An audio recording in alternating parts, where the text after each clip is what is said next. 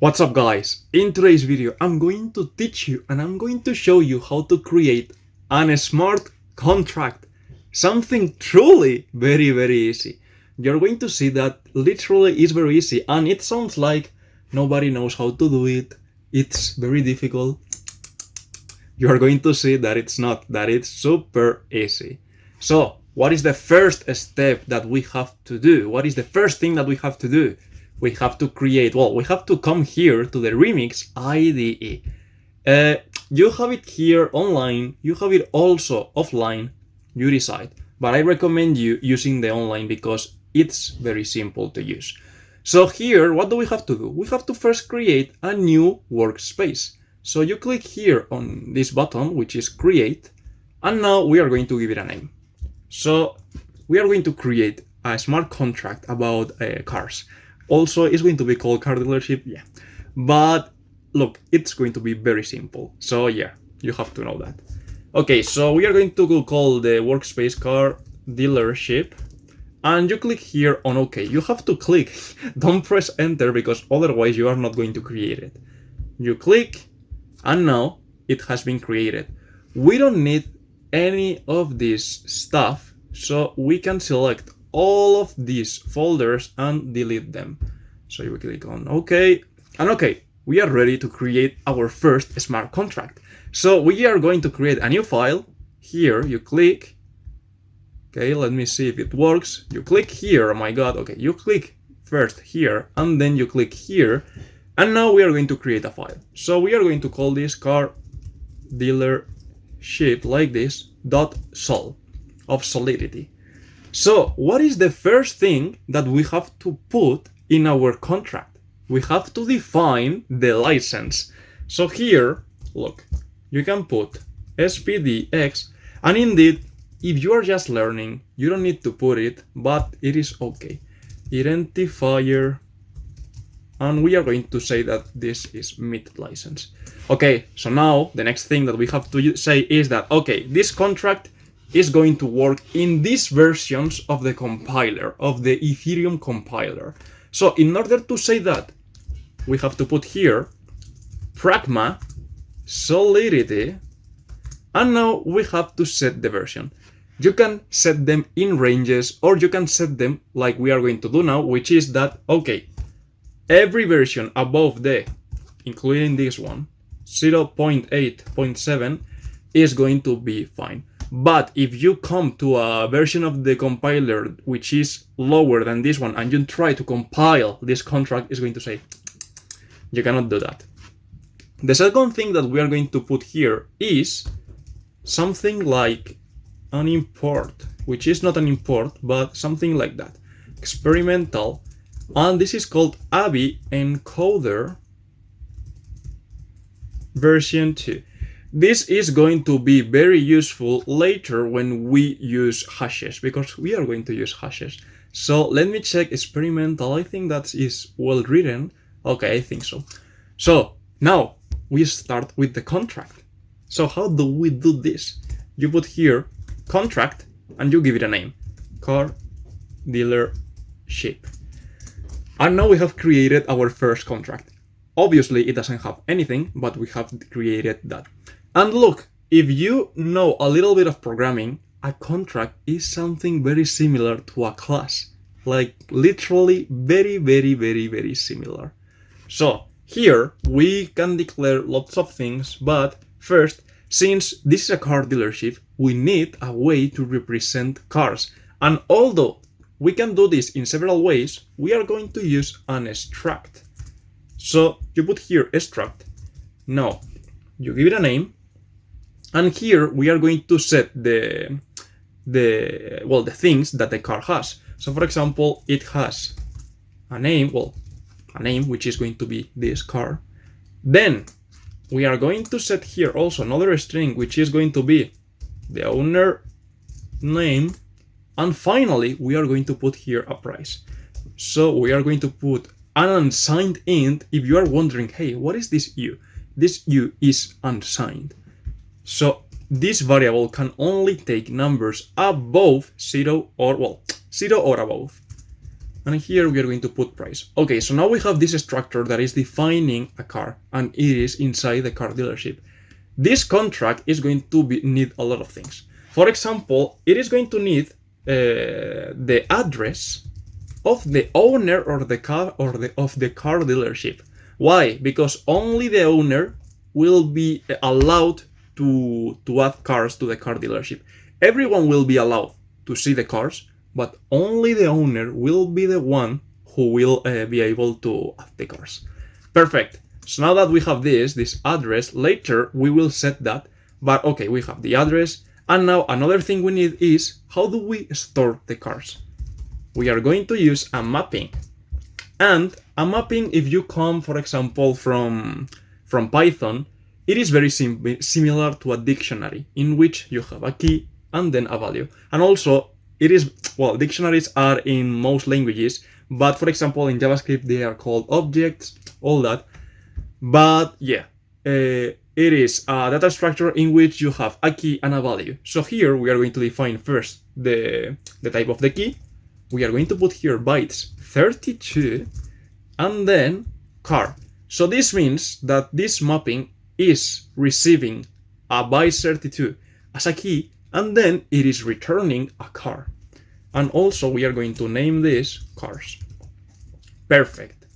So now we can start with the constructor. So here the constructor, for those of you who don't know what a constructor is basically the function that gets executed when you instantiate in the program, in the object-oriented programming would be an object, but here in the contract, when you instantiate and you create the contract. So this is the first thing that is going to be executed.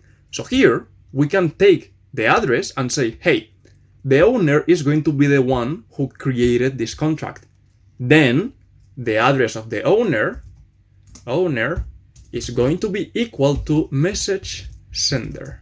So the one who created the contract is going to be the owner. Perfect. So here you have to know that message is something not exactly an structure, but it has a lot of information. And the information that we are going to use here is sender, which is the one who is sending that petition, the creation of the contract. Because later we will have some methods, some functions, and those functions have a different sender, which is the one who is trying to execute those functions. So yeah, that's the thing. Okay, so what is the next thing that we have to do? We can start creating functions. So for example, we are going to put here function add car, and this is how you declare a function. You first put function, very similar to JavaScript, and now here you give it a name, and here we are going to set the arguments. So the first argument to add a car would be, for example, the car name. So we are going to put here a string car, let's put it like this, car name. But for example, here there's something strange. And indeed, Solidity is going to tell you this is wrong. Why? Because every time you receive here a string as a parameter, you have to say if it is something that is going to be stored in the blockchain, or it is something just in the memory, like you are going to use it now, but later. So here, this we have to set that is from memory, because this is just a parameter and we are not going to use it much. So then the next thing that we are going to take is the owner name. And here, I didn't forget, you have to put the memory. So here we put memory. And finally, we put the price. With ints, that's perfect. You don't need to put the memory. So yeah, you don't have to worry. So we have here an unsigned int, and it is going to be the price. This function is going to be public. Everyone can use, well, everyone can see the function, but remember what I said.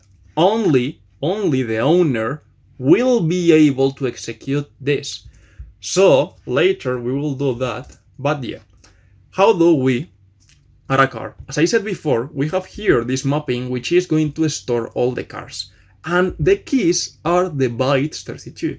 So what we can do is to generate a hash, which is a bytes 32, and that will be the key. And then later we can store the car in that relation. So how do we create a hash? Here we are going to declare a variable bytes32. Let's say this is a hash, and for example we are going to do the hash of the car name, hash car name, and this is going to be equal to kecak.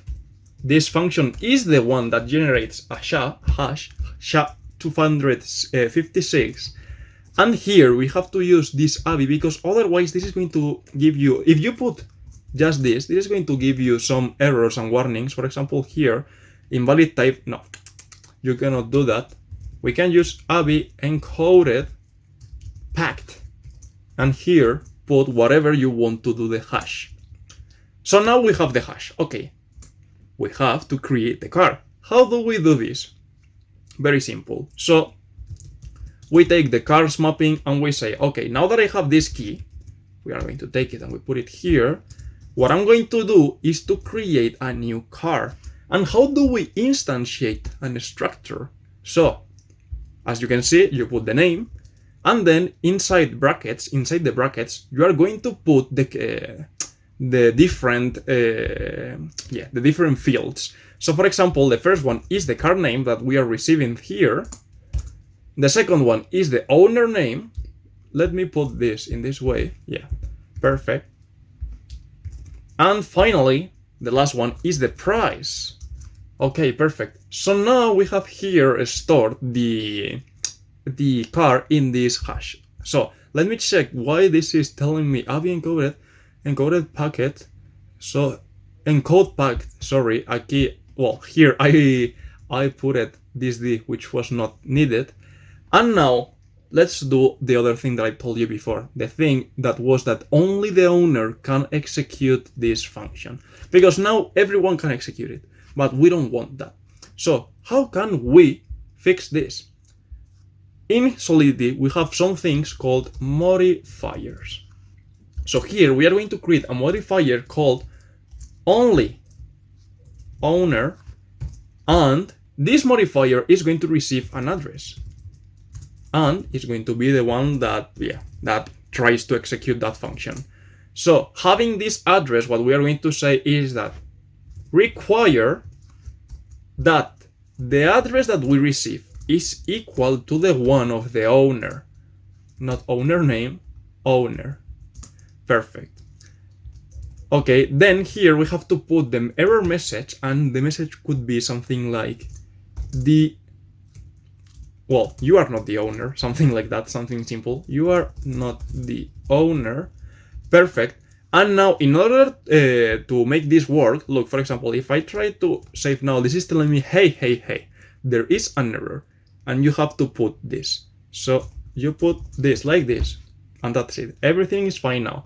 So now, let's add this modifier to this function. So here, you just have to put only owner, and here, you just have to put the message sender, which is the direction of the person who tries to execute this function. So you can see that now this will come here and check if you are really the owner or not. Okay, what is the next thing? We are going to create the last function, which is to see the cars.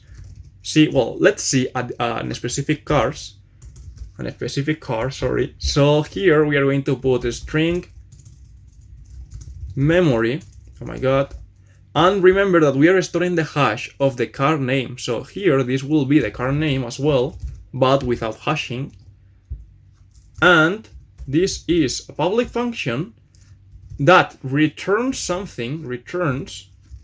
a car. And here we also have to say that this is memory, and also this function is not going to edit something. We are just going to return it, but we are going to read it, and that means that this function is a view. So we put here a view.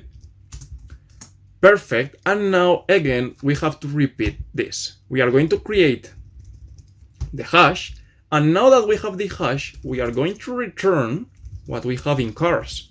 So I say, okay, I have created this hash, return what is here related with this hash. Okay, perfect. So now basically we have finished with our contract. So let's test the contract. how do we test it? And let me see, because here I'm having some issues, and I think that haven't written this in the right way. Let me just copy the line and put it here. Okay, perfect. So how do we test this? So for example, we come here, deploy, and I don't know what it was saying, deploy and run transactions. And here you set which environment that you're using, for example, London. And now here you have loads of testing accounts. So for example, we are going to use the first one. Okay, you don't touch any of this, and you click here on deploy. So you click on deploy, and now the contract is here. So you can see that now we have two available things, add car and see car. So let's add a new car. Let's put here Lamborghini Kevin, and the price, for example, 300,000. Perfect. So if we click now here add car, you can see that here we had some feedback telling us that, hey, this was well created. Lamborghini Kevin, yeah, that was nice. But let's try to add a car without being the owner, because here this account is the one that sent that, and you can see that here the amount of Ether that the account has decreased. Why? Because every transaction has a price, a gas fee. Well, it has a fee. So for example, let's choose this account which is not the owner, and let's try to add a new car. For example, Ferrari, and let's put here, I don't know, like Miguel, for example. So you click here on add car, and it's telling us, hey, there has been an error, you cannot do that. So that means that it is working fine. But what if we select here this one, add car? It means that, well, it is showing that this one was fine. So the next thing that we have to do is to check if we can see the cars. So for example, let's put here Ferrari, see car, and you are seeing here all the things. So we are receiving a tuple which contains Ferrari, Miguel, and 300,000. So let's put here Lamborghini, see car, and Lamborghini Kevin 300,000. That means that everything is working fine. Also, if you put something that doesn't exist, it is going to return you empty, empty, and zero. That's it. Something like that. So guys, this is a brief example of how to create a smart contract. And look, this example, I know it's super easy, but it is like the starting point of you being able to create great smart contracts. Because for example, creating a token is nothing difficult. Creating an NFT is nothing difficult. You just have to know a little bit the language and understand that, yeah, this is the sender, the one who executes the function, something truly very simple. So yeah, I will be uploading more videos about this. And yeah, guys, if you enjoyed how to create a smart contract, give it a like, share, subscribe, and see you in the next one.